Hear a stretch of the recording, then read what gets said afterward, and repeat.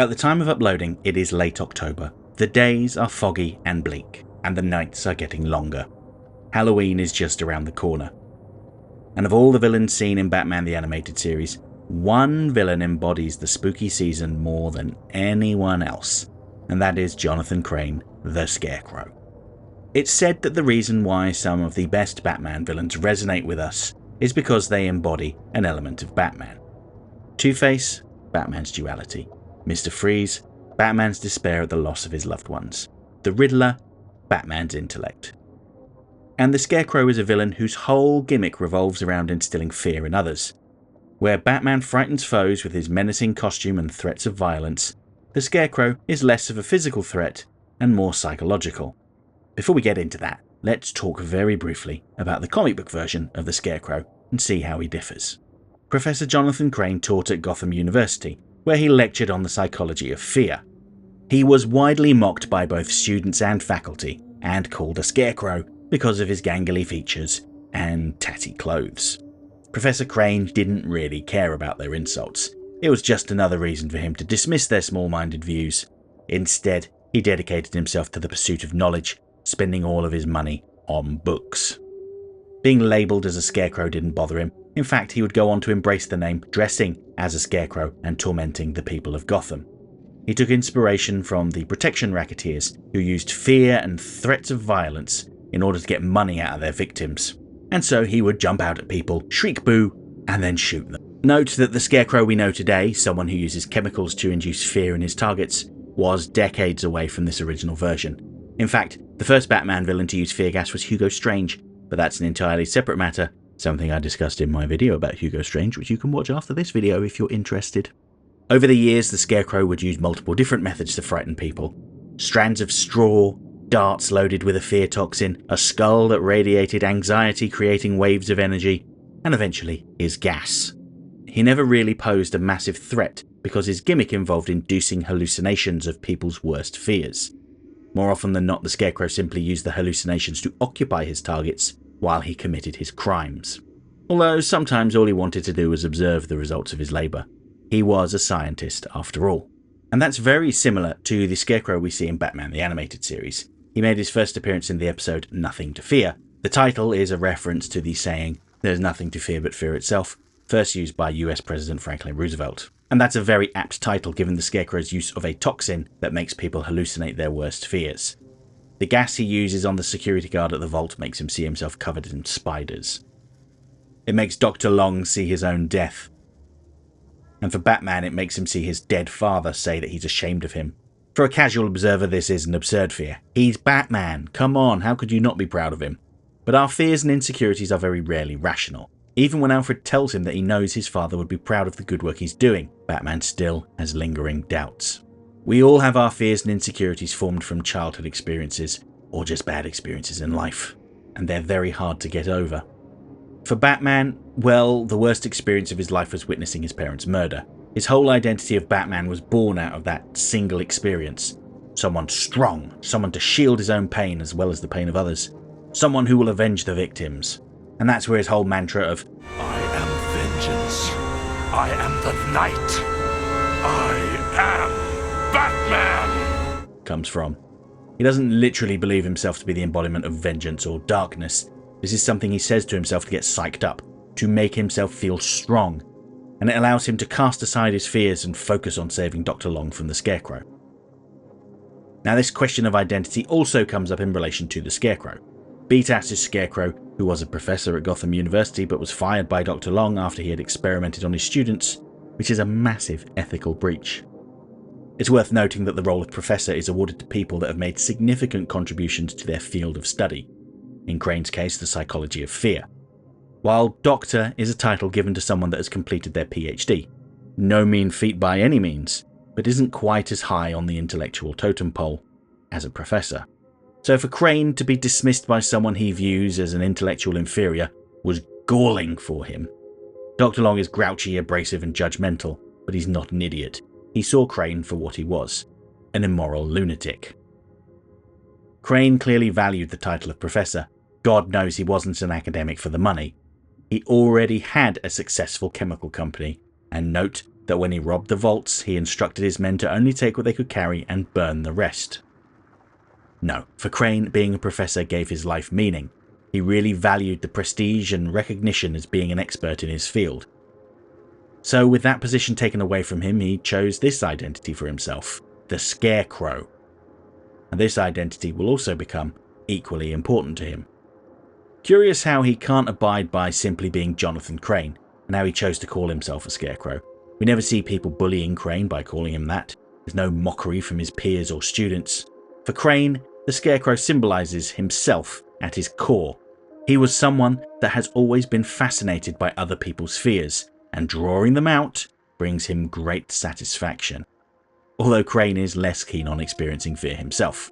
After his first appearance, the Scarecrow would return with a new mask, one that I refer to as his pumpkin mask, simply because it more resembles a jack-o'-lantern. This new mask gave Scarecrow more frightening eyes and an expressive mouth, which would allow for the animators to give him more varied expressions.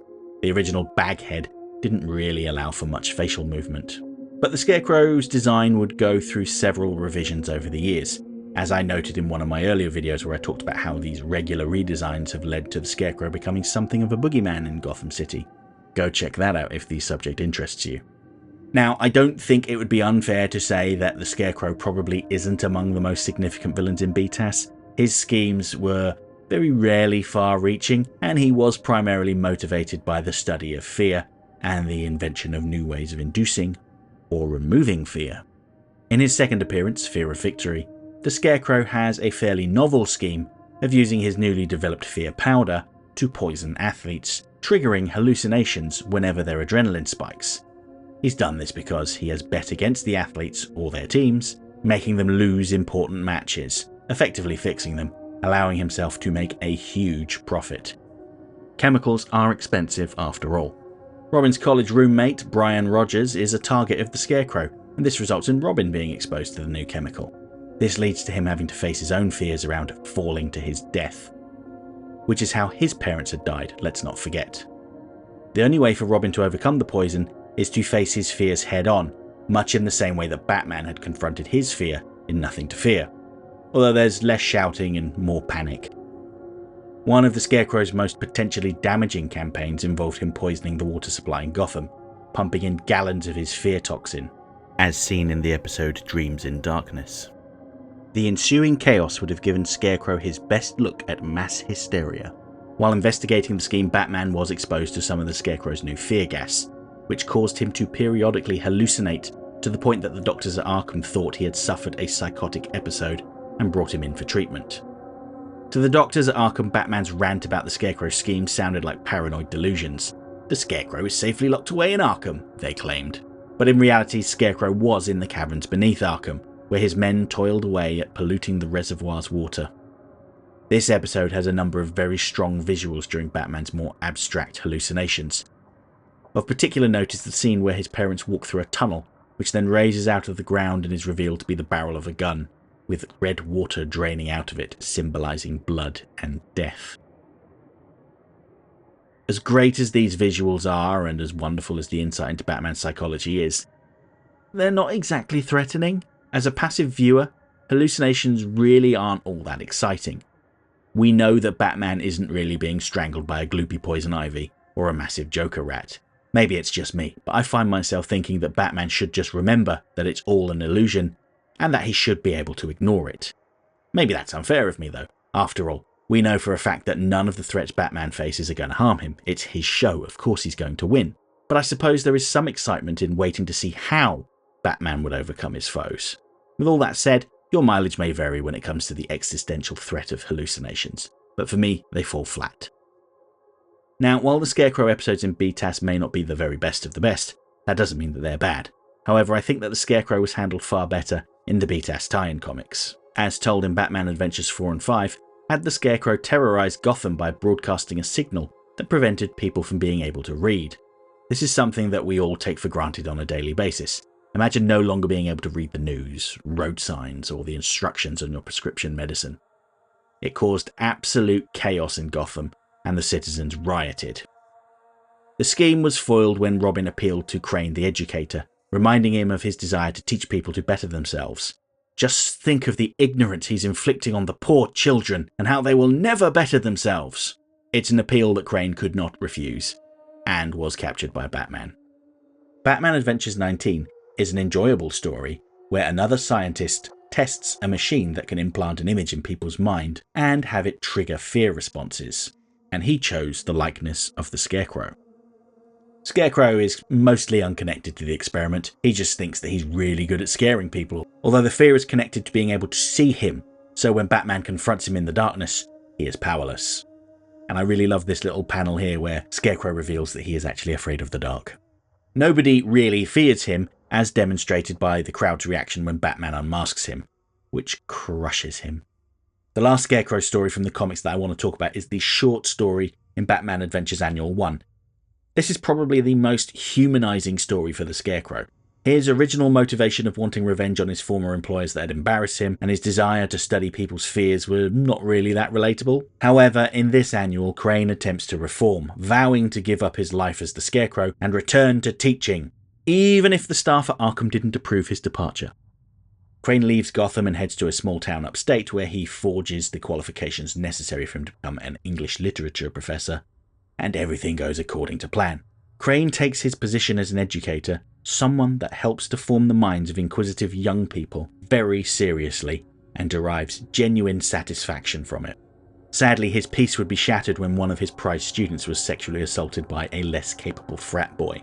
Crane's rage at the audacity of this cretin leads him to donning his Scarecrow outfit one last time, ambushing his less than capable student and subjecting him to a night of torture. He planned to murder the student, but Batman intervened. However, just because Batman saved the young man's life, that didn't mean he got away with his crimes.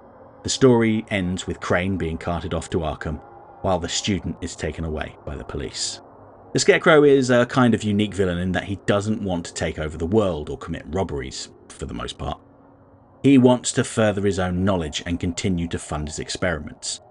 I think that one of the reasons why he didn't appear too many times in Batman the Animated Series is because there are only so many times that an audience can watch a story about the hero hallucinating, and even then there was a little bit of repetition in his stories.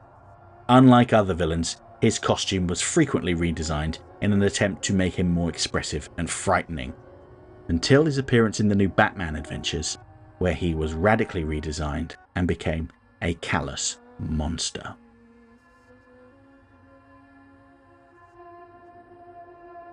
Okay, that's it for this week's essay. If you liked the video, don't forget to like, share, subscribe, leave a comment, tell all your friends about me.